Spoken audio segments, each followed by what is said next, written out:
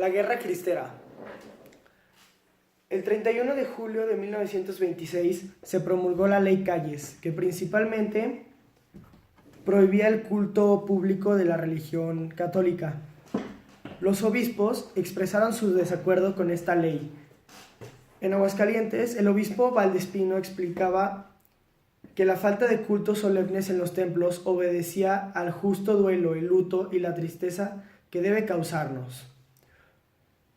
Los católicos se resistieron organizada y pacíficamente. En Aguascalientes se mandó a prender a los principales líderes del movimiento. El resultado fue la tensión permanente que terminó en una lucha violenta entre el ejército y numerosos grupos católicos armados. En Aguascalientes, el antecedente más importante de la Guerra Cristera está en los sucesos de San Marcos en 1925, cuando el gobernador José María Elizalde mandó reprimir a los católicos que defendieron el templo de San Marcos. Al ser rechazados, volvieron con numerosos soldados y el saldo fue de varios muertos y decenas de heridos. En sus esfuerzos por detener la rebelión, el gobierno recurrió a los agraristas, muchos de los cuales habían recibido tierras durante el gobierno de Elizalde, involucrándolos, en muchas ocasiones en contra de su voluntad, en los combates más arriesgados. Muchos hacendados pactaron con el gobierno.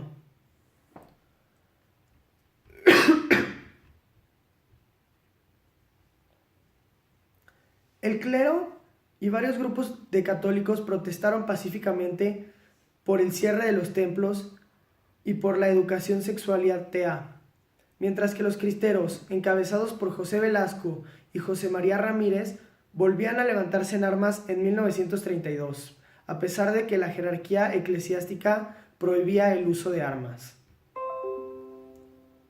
Nuevamente la Iglesia protestó y reforzó sus actividades clandestinas. Las ceremonias religiosas siguieron haciéndose burlándose de la vigilancia de policías e inspectores. Los seminaristas continuaron recibiendo clases a escondidas y en algunos lugares la gente se armó para protestar por el cierre de su templo.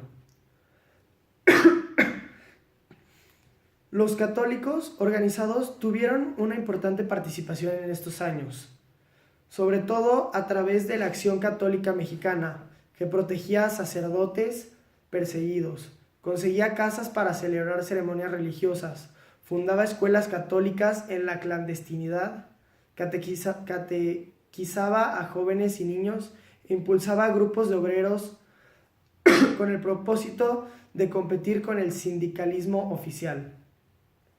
En el campo la situación era más difícil, pues el reparto de tierras había dividido a los católicos. En cambio, otros campesinos, fieles a sus tradiciones y a los mandatos clericales, reprobaron el tipo de reparto que estaba impulsando el Estado, y tal y como sucedió en Calvillo. Los cristeros de Aguascalientes no se oponían al reparto agrario, sino a la forma y el uso político que se estaba haciendo del reparto. Sin embargo, la lucha tendió a decrecer paulatinamente hasta extinguirse.